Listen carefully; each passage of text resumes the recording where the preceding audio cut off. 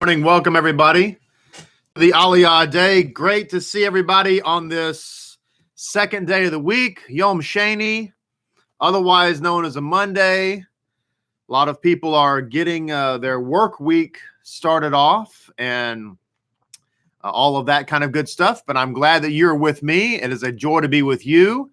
Very exciting to have everybody here who is watching and listening from across the fruited plain and others from across the world. We have people, all of you precious people who have tuned in from all over, to include our friends in India and Germany and South Africa and a lot of faraway places, to include Tulsa. Kind of kidding there, of course. But anyway, welcome. I'm glad you're here. We have another exciting day, morning that is, to speak about the parasha Vayeishev, as we are learning about Yosef. Yes, Georgia, Ontario, Canada. I bet it's balmy and warm in Canada this morning. Baruch Hashem. It is slightly chilly here in Fort Worth, but not too bad. We're going to be in, yes, Jamaica. Welcome. Welcome, Jamaican Messianic from Indiana. Oh, you're in Indiana, not in Jamaica. Baruch Hashem. You must be from Jamaica, though. Baruch Hashem. All right. So page 203. Page 203. And we're going to be on chapter 37. It's freezing in Kansas City, apparently, according to Daniel, our local weatherman there. We're going to be reading in chapter 37, verso 12, for our Sephardic Lapidniks out there. And this is continuing the story of Joseph and his brothers. Very exciting Aliyah yesterday. If you missed it, you need to go back and see it. Be sure and hit the like button, by the way. And like the like button on this video and share it with all your friends and coworkers. And that's great. Baruch Hashem. So let's read the second Aliyah, and then we'll get right to the insights, because there's lots to share, so many pictures. As I said yesterday, studying the story of Joseph is going to help us really understand Mashiach and answer a lot of questions, okay? So verse 12 says, "Now his brothers went to pasture their father's flocks in Shechem." Commentators point out that a lot of bad things happen in Shechem. And so now the brothers have gone to Shechem to pasture flocks, and this is where Joseph is going to be sold into slavery. So it says, "And Israel said to Joseph, 'Your brothers are pasturing in Shechem, are they not? Come, I will send you to them.'" Not very smart. He knows that his brothers, Jacob knows that his brothers hate Joseph.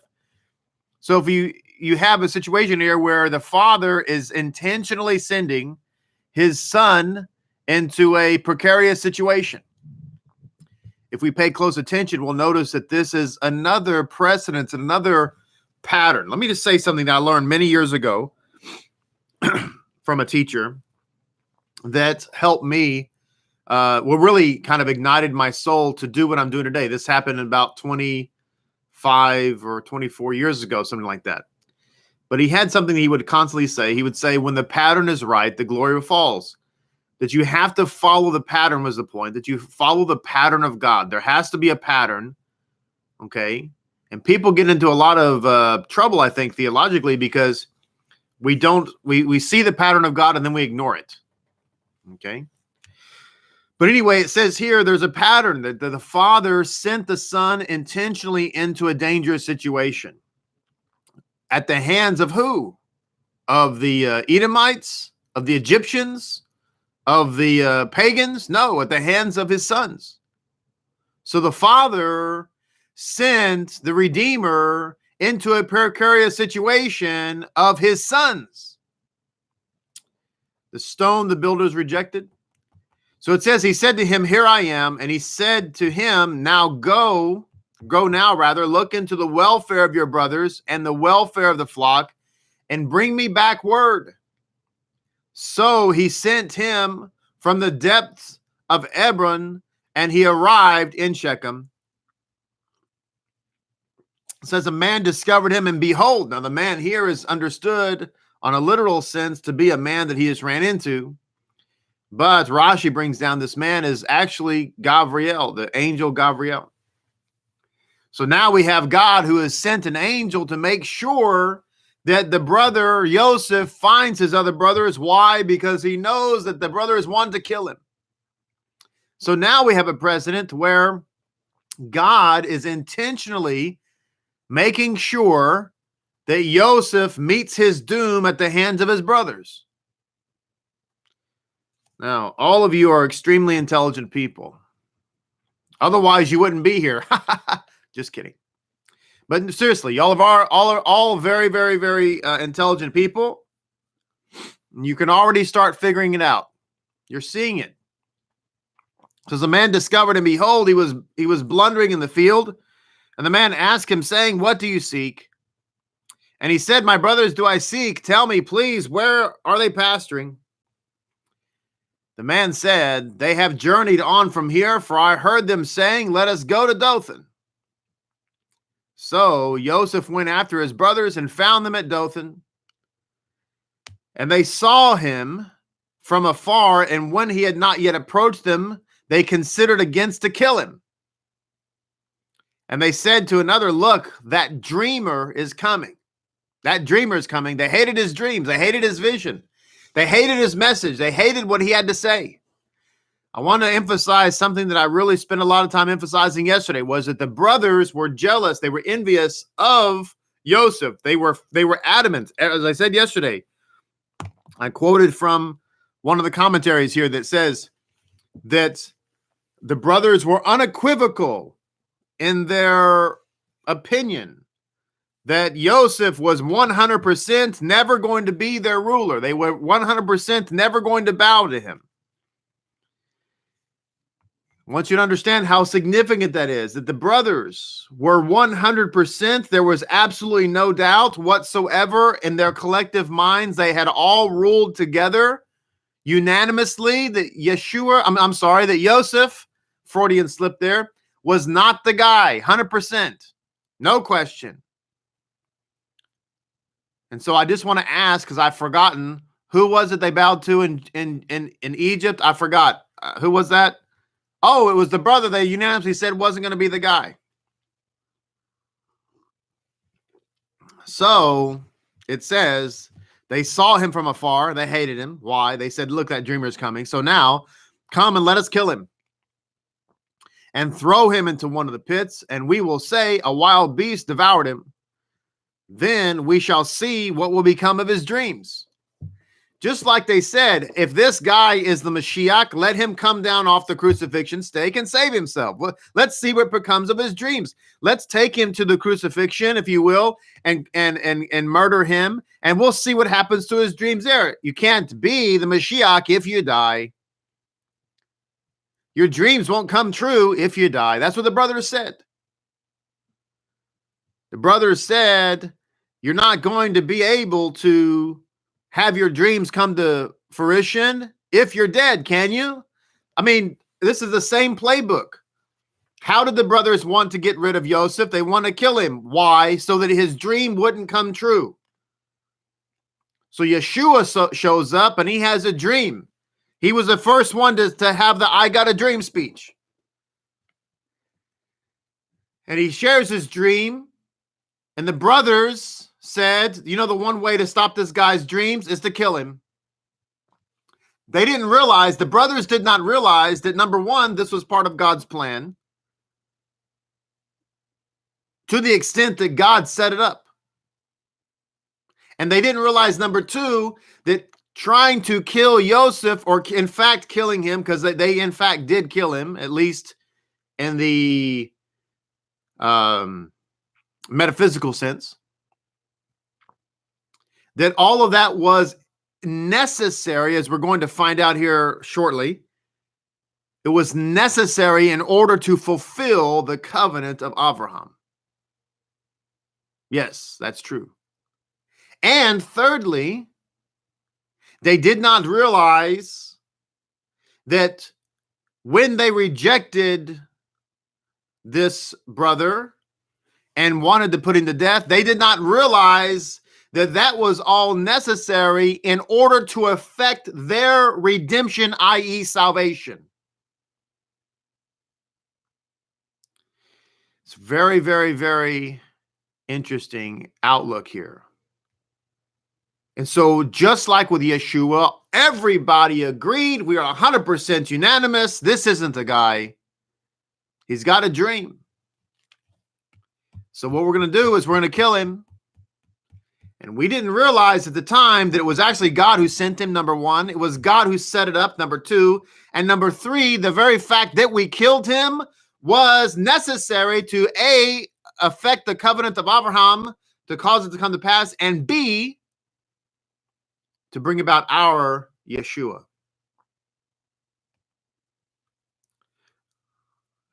Verso 21.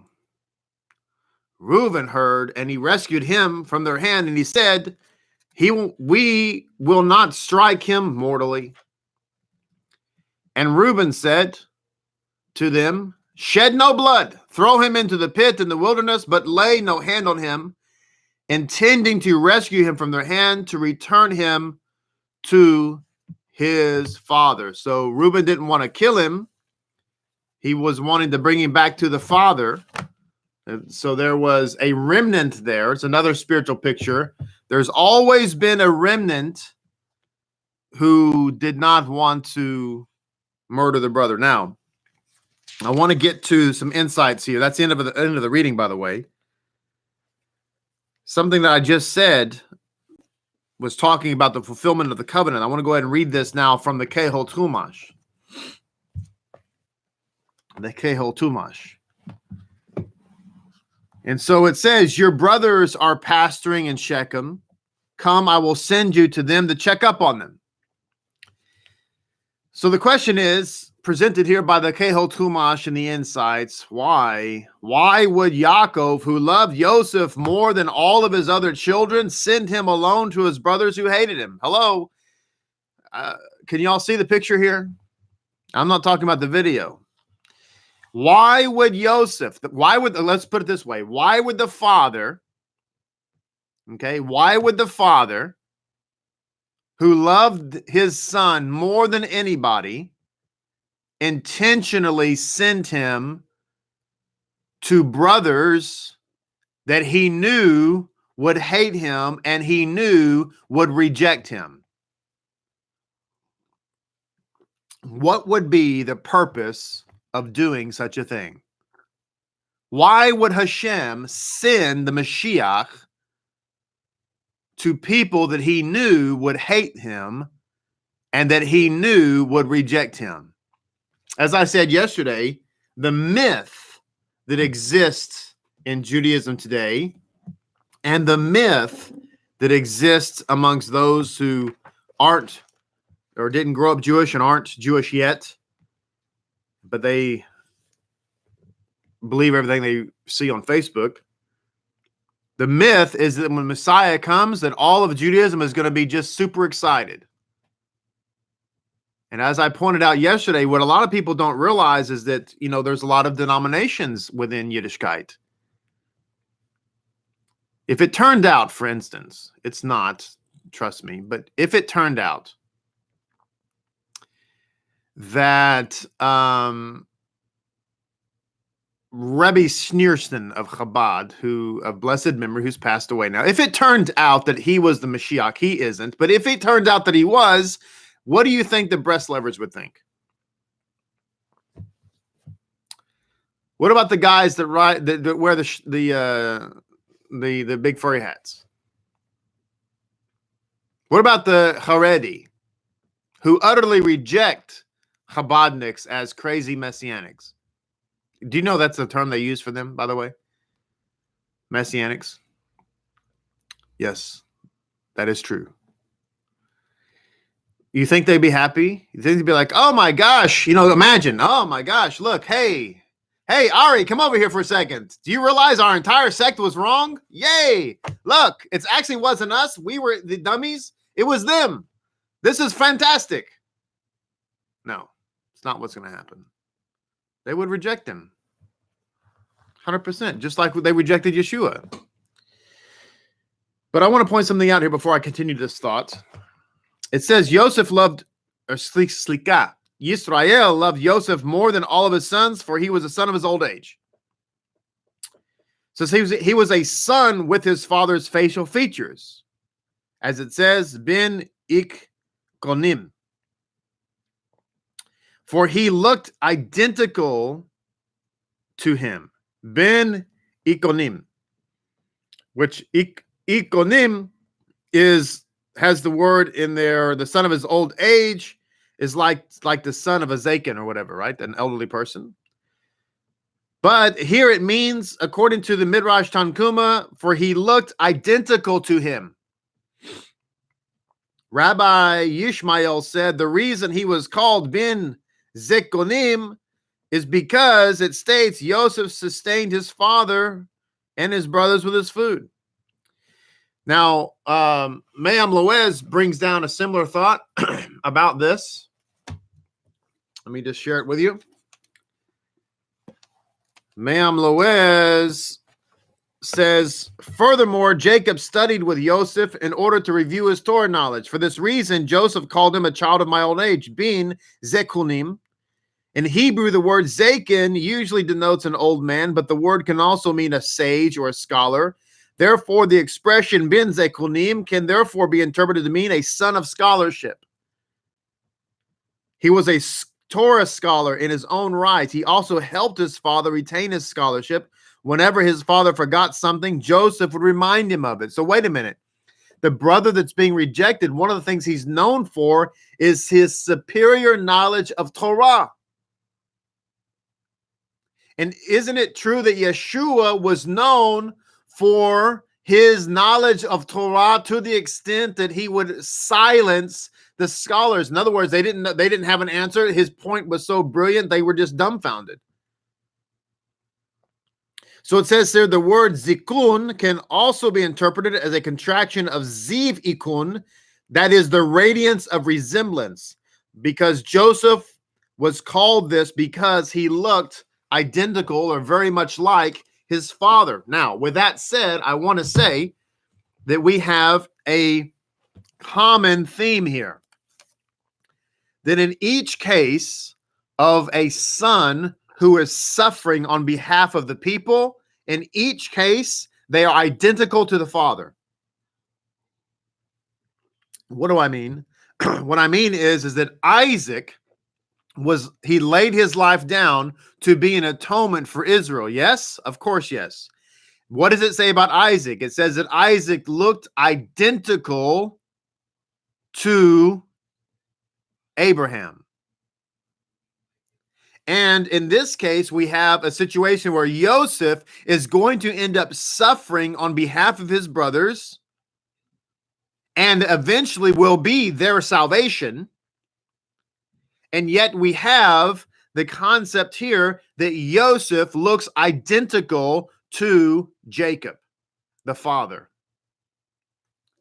So now we have a whole new understanding of when Yeshua says, if you've seen me, you've seen the Father. He is fulfilling a pattern. The one son, if you will, who is going to suffer on behalf of the nation is identical to the Father. It fits the pattern. So anyway, going back to the Kehot Chumash, it says the Zohar explains that because the brothers were completely righteous, Jacob did not believe that they would harm Joseph. And indeed, he was correct. Despite their hatred, they would not have sold Joseph.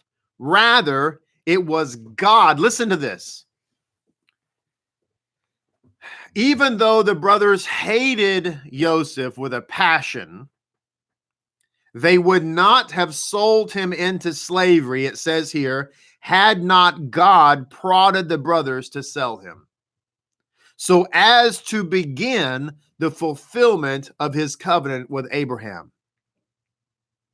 In other words, just like the apostle said, it was God's will that he should suffer, just like it says in Isaiah 53. It pleased God to crush him. Why? Why did it please God to crush him? Because it would lead to the salvation of Israel. The Midrash states, it says here, that a literal fulfillment of this covenant would have meant that Jacob and his family would have been taken down in chains.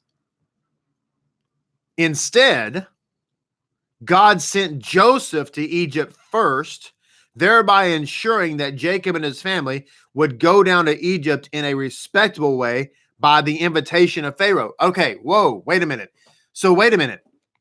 In order so that the other brothers, to include the father, would not be sent down to Egypt as slaves in chains, they sent their brother, or more importantly, God sent their brother as a slave in chains, to be a slave in chains for their sake.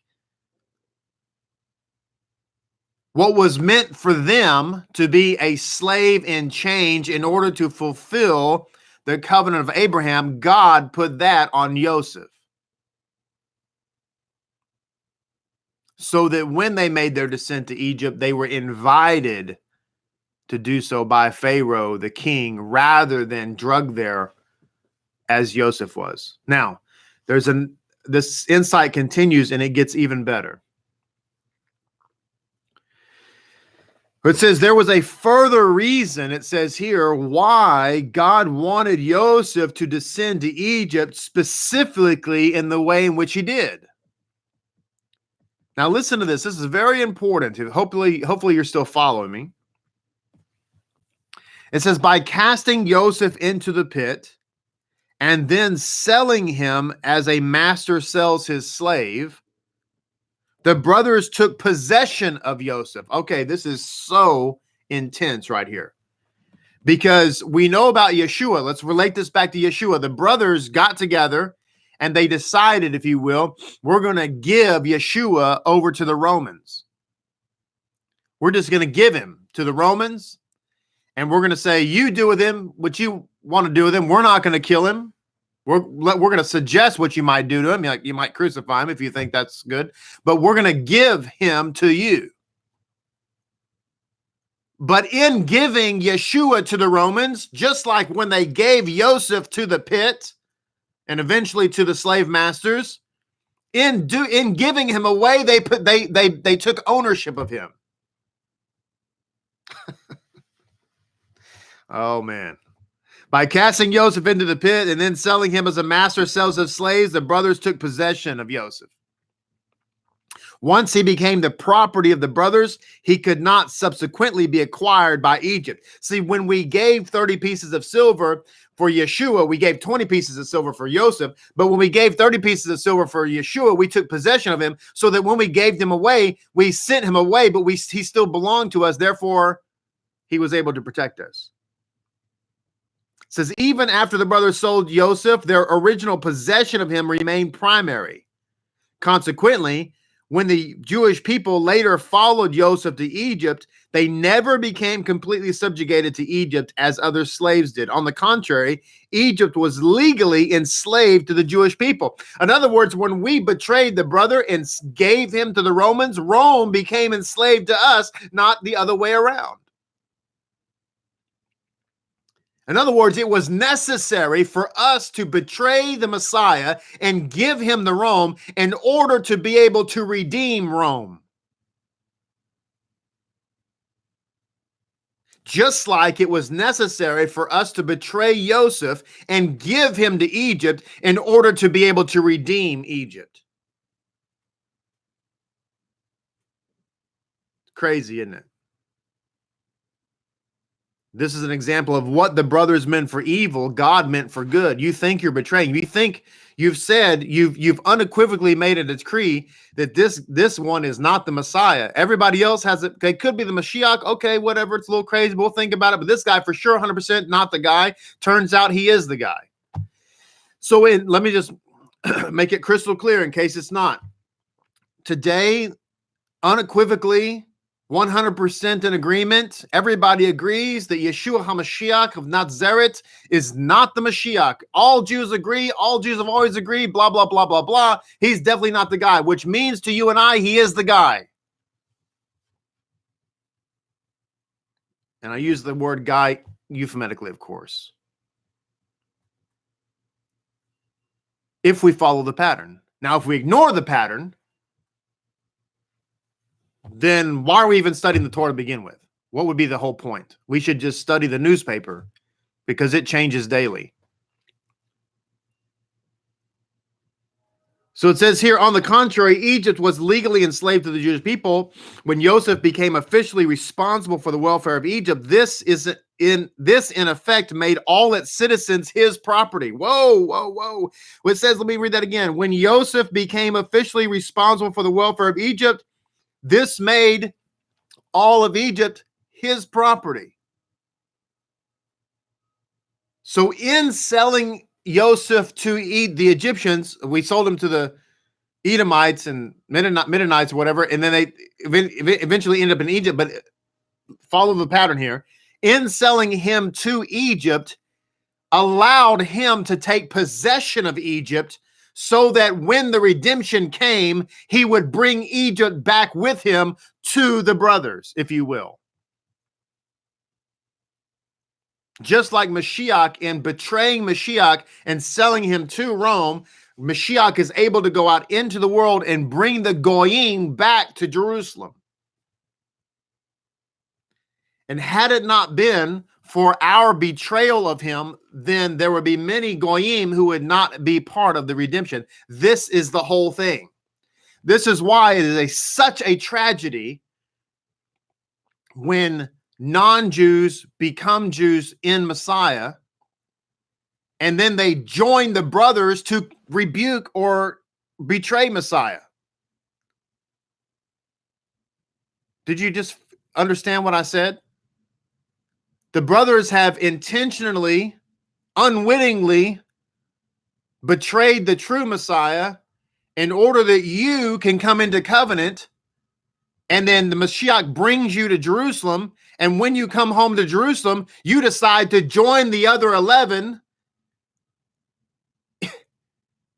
and you decide that you're going to join them to condemn the very Mashiach that brought you to Jerusalem.